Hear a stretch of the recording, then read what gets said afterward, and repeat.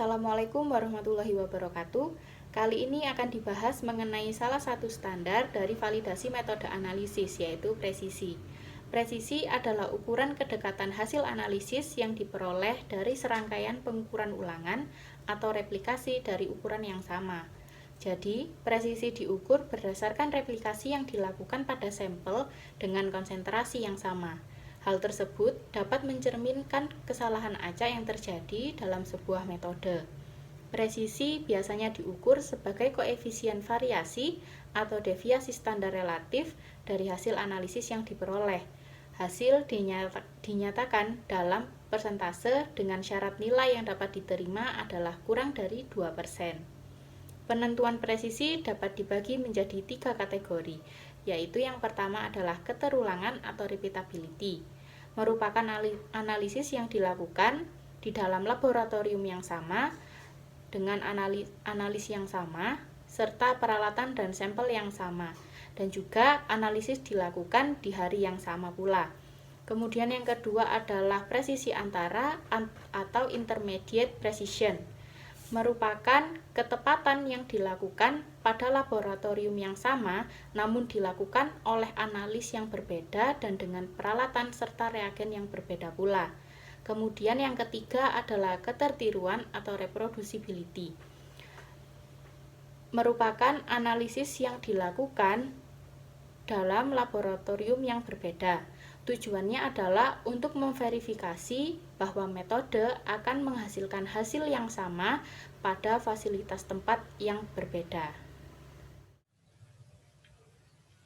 Oke, tadi sudah disebutkan bahwa presisi dinyatakan dalam persen koefisien variasi atau persen relatif standard deviation.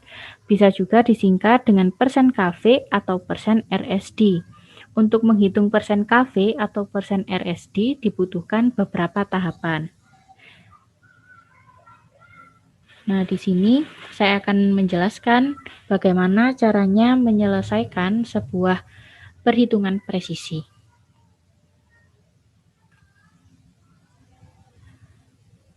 Untuk kasusnya adalah quercetin merupakan salah satu senyawa aktif yang terkandung pada daun asam jawa.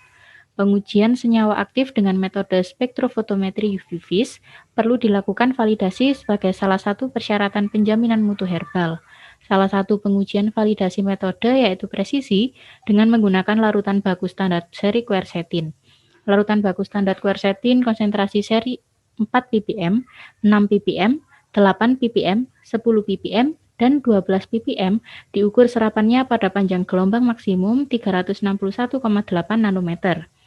Setiap konsentrasi dilakukan pengukuran dengan pengulangan sebanyak 7 kali. Hasil pengukurannya dalam bentuk absorbansi yang terdapat dalam tabel.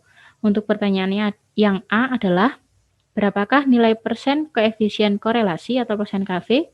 Kemudian yang B, apakah pengujian tersebut memenuhi syarat? Nah, pada kali ini akan saya jelaskan untuk larutan baku standar quercetin konsentrasi 6 ppm. Berikut data hasil replikasi larutan baku standar quercetin.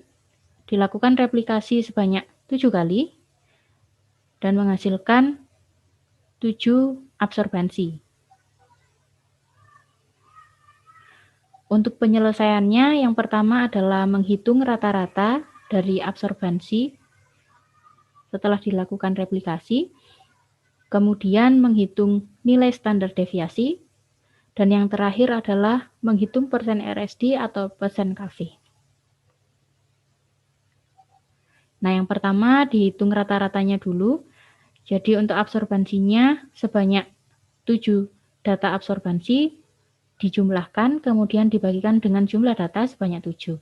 Kemudian dihasilkan rata-rata sebesar 0,349. Selanjutnya adalah menghitung standar deviasi. Dihasilkan nilai 0,00164. Atau bisa juga menggunakan rumus seperti ini. Dan yang terakhir adalah menghitung persen RSD atau persen KV dengan rumus SD dibagi dengan rata-rata, kemudian dikali 100%. Untuk nilai SD-nya didapatkan 0,00164 dibagi dengan rata-rata 0,349, kemudian dikalikan 100%, sehingga didapatkan hasil 0,47%. Nah, selanjutnya adalah kesimpulannya, yaitu hasil pengujian memenuhi syarat diperoleh persen RSD atau persen KV sebesar 0,47% atau kurang dari 2%. Nah, kesimpulannya, karena syarat nilai RSD atau persen KV untuk menentukan presisi yang dapat diterima dengan baik adalah kurang dari 2%.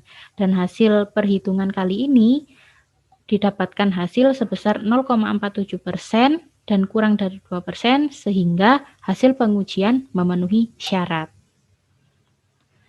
Baik, demikian yang dapat saya sampaikan mengenai presisi dalam validasi metode analisis. Untuk kritik dan saran bisa disampaikan di kolom komentar ya.